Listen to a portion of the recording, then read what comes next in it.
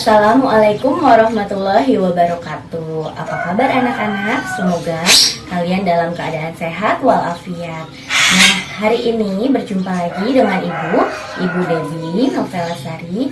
Sekarang kalian akan belajar tema 2, subtema 1, pembelajaran 4 sampai 6. Namun sebelum belajar disiapkan dulu ya alat tulisnya, buku, dan lain-lain. Jika sudah, mari kita berdoa sebelum memulai pembelajaran. Berdoa dimulai. Berdoa selesai. Nah, anak-anak, Ibu tidak lupa selalu mengingatkan kalian dalam masa pandemi ini agar senantiasa menjaga 3 poin penting, yaitu iman, aman, dan imun. Iman, kita selalu tingkatkan ibadah sesuai kepercayaan masing-masing, memohon perlindungan kepada Tuhan Yang Maha Esa untuk keselamatan kita di masa-masa sulit seperti ini. Yang kedua adalah aman, terapkan selalu protokol kesehatan 5M. Memakai masker, mencuci tangan, menjaga jarak, menghindari kerumunan, dan mengurangi mobilitas. Dan yang ketiga, tingkatkan juga imun kita dengan olahraga secara teratur, makan makanan sehat dan multivitamin, serta cukup istirahat. Hari ini kita akan belajar tema 2, subtema 1, pembelajaran 4 sampai 6. Tujuan pembelajaran pada hari ini adalah yang pertama, menyebutkan isi teks yang dibacakan berkaitan dengan keragaman benda yang ada di sekitar dengan rinci. Yang kedua, menuliskan hasil pengamatan sederhana mengenai sifat-sifat benda dengan benar. Yang ketiga, menjelaskan prosedur variasi gerakan menekuk tanpa berpindah tempat dengan benar. Yang keempat, mengelompokkan berbagai hal yang boleh dan tidak boleh dilakukan dalam kehidupan sehari-hari di rumah dengan benar. Yang kelima, menjelaskan makna kosakata yang berkaitan dengan keragaman benda dengan benar. Yang keenam, menghitung hasil kali 2 bilangan dengan hasil bilangan cacah sampai dengan 100 dengan benar. Coba di sini Ibu punya percakapan. Bacalah teks percakapan berikut. Kalau adik tuangkan air ke dalam gelas, bagaimana bentuknya? Kata ibu. Bentuknya seperti gelas, Bu. Sekarang, bagaimana kalau air di gelas tadi dipindahkan ke dalam botol? Bentuknya akan sama seperti botol, Bu. Nah, sekarang bagaimana simpulanmu, adik? Oh, berarti air itu bentuknya dapat berubah tergantung tempatnya, Bu. Benar sekali, Nak. Air adalah benda cair yang bentuknya dapat berubah mengikuti wadahnya. Di sini ada 4 pertanyaan yang berkaitan dengan percakapan tadi. Coba kita diskusikan bersama-sama ya. Yang pertama, bagaimana bentuk air jika dimasukkan ke dalam gelas? Jawabannya, ya, bentuk air akan menyerupai gelas. Yang kedua, bagaimana bentuk air jika dipindahkan ke dalam botol? Jawabannya, bentuk air tentunya akan sama seperti botol. Yang ketiga, bagaimana pula bentuk air jika dipindahkan ke dalam mangkuk? Jawabannya, bentuk air akan menyerupai mangkuk. Nah, apa saja benda yang sifatnya sama dengan air? Yaitu benda-benda cair yang serupa ya, seperti apa? Sirup, minyak goreng, madu, kecap, oli, dan sebagainya. Sekarang kita beralih ke benda gas. Di sini ada percobaan sederhana. Kalian siapkan alat dan bahan yang diperlukan. Yang pertama ada balon dan yang kedua ada kantong plastik bening. Cara kerjanya, pertama kalian tiup balon sampai menggelembung, kemudian ikat mulut balonnya dengan karet. Kedua, tiup juga kantong plastik sampai mengembang. Selanjutnya kalian ikat mulut plastiknya dengan karet. Nah, amati bentuk balon dan juga kantong plastik tersebut. Bagaimana bentuk balon kantong plastik sebelum dan sesudah ditiup oleh kita? Bagaimana kesimpulannya? Kesimpulannya, balon dan plastik adalah benda padat. Jika ditiup, mereka akan menggelembung dan di dalamnya terdapat gas atau udara. Dari sini kita bisa mengetahui bahwa sifat benda gas itu bentuknya berubah-ubah sesuai dengan wadah yang ditempatinya, sama seperti benda cair ya. Selanjutnya Ibu punya di sini ada gambar permainan kepala, pundak, lutut, kaki. Di sini sekelompok anak sedang bermain permainan itu dengan menggunakan balon yang ada di kedua kakinya, di tengah-tengah antara kaki kanan dan kirinya. Permainan ini membutuhkan konsentrasi agar balon yang ada di tengah tadi tidak terjatuh saat tubuh kita bergerak ya. Nanti dalam lagu kepala, pundak, lutut, kaki seperti itu, jika dalam lagunya menyebutkan kepala, maka kedua tangan kita memegang kepala. Jika dalam lagunya menyebutkan pundak, maka kedua tangan siswa juga memegang pundak. Jika dalam lagu menyebutkan lutut, maka kedua tangan siswa memegang lututnya. Dan jika dalam lagu menyebutkan kaki, maka kedua tangan siswa juga memegang kakinya seperti itu. Dengan catatan balonnya tidak boleh terjatuh. Nah, anak-anak, dalam setiap permainan itu tentunya ada aturan yang harus dipatuhi. Mengapa demikian?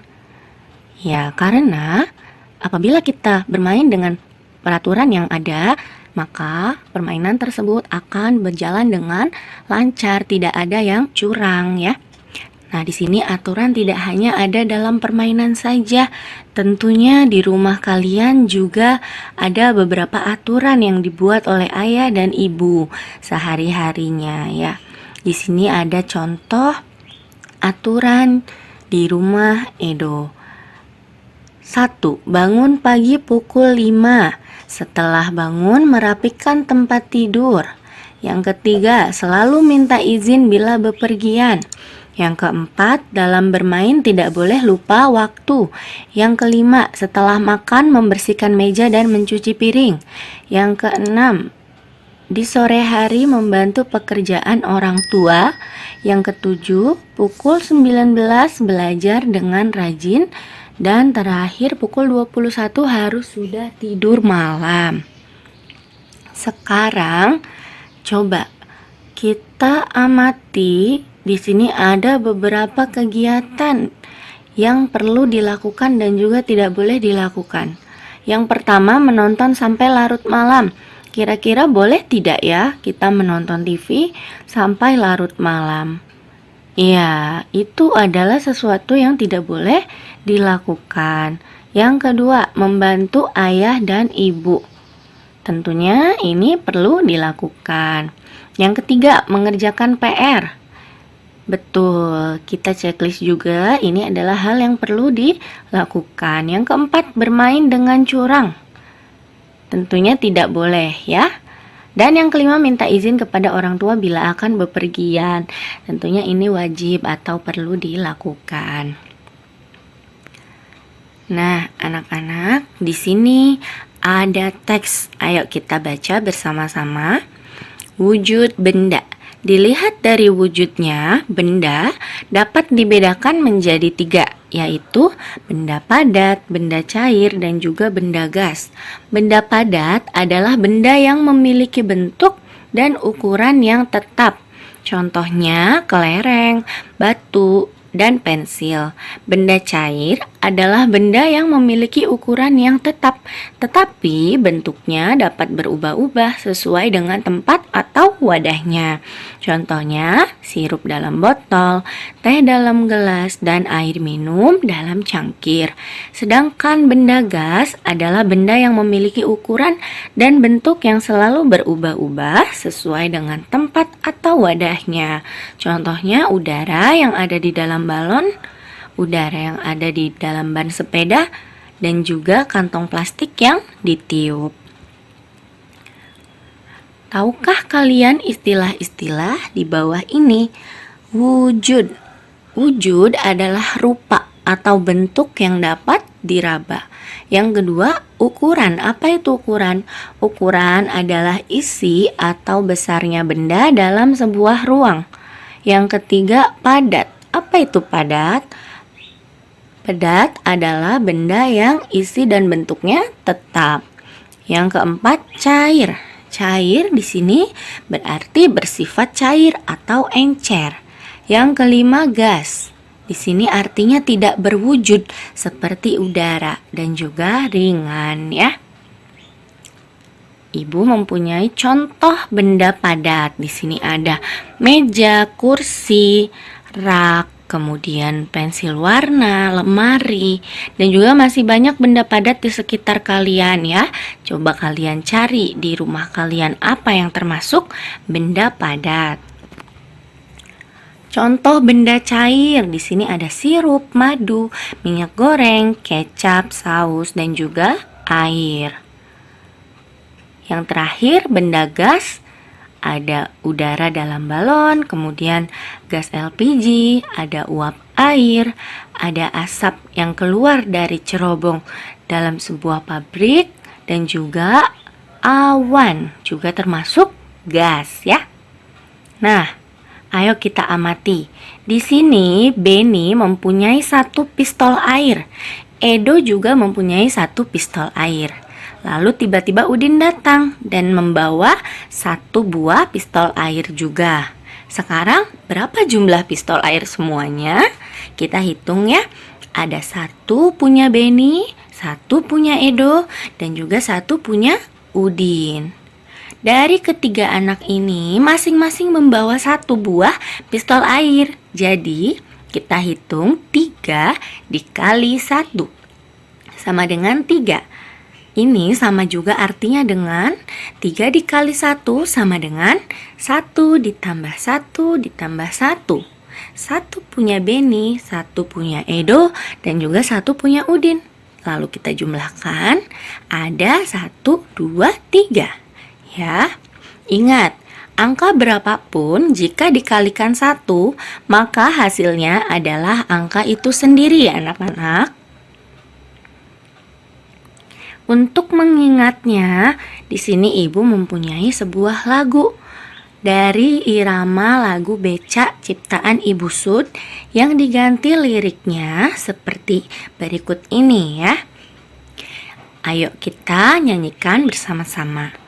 Aku mau belajar, belajar perkalian. Perkalian adalah penjumlahan berulang. Ingat kata Bu Guru, aturan minum obat. Ayo kawan, mari kita belajar. 3 dikali 1 sama dengan berapa? Itu sama artinya satunya ada 3. Ayo kawan semua, mari kita jumlahkan. Ayo kawan, siapa tahu jawabnya. Nah, seperti itu lagunya. Nah, di sini ibu mempunyai soal yang berkaitan dengan perkalian dalam bentuk penjumlahan berulang. Coba kita isi bersama-sama ya. Nomor 1, 2 dikali 5 itu sama saja artinya dengan 5 ditambah 5 sama dengan 10 ya. Karena 2 dikali 5 itu artinya 5-nya ada 2. Yang nomor 2, 4 dikali 2 itu sama saja dengan 2 ditambah 2 ditambah 2 ditambah 2 sebanyak 4 kali. Hasilnya adalah 8. Nomor 3, 5 dikali 7 itu sama saja dengan 7-nya ada 5. 7 ditambah 7 ditambah 7 ditambah 7 ditambah 7 sebanyak 5 kali. Hasilnya adalah 35. Nomor 4, 6 dikali 4 sama saja dengan 4 sebanyak 6 kali ya. 4 ditambah 4 ditambah 4 ditambah 4 ditambah 4 ditambah 4, ada hasilnya 24. Kemudian berikutnya 2 dikali 8, sama saja 8 ditambah 8 sebanyak 2 kali, hasilnya adalah 16. Seperti itu ya nak ya. Ibu harap kalian memahaminya dan menggali kembali pelajaran hari ini di rumah bersama orang tua kalian. Sekian, terima kasih. Wassalamualaikum warahmatullahi wabarakatuh. Anak-anak, bagaimana? Kalian sudah paham materi hari ini?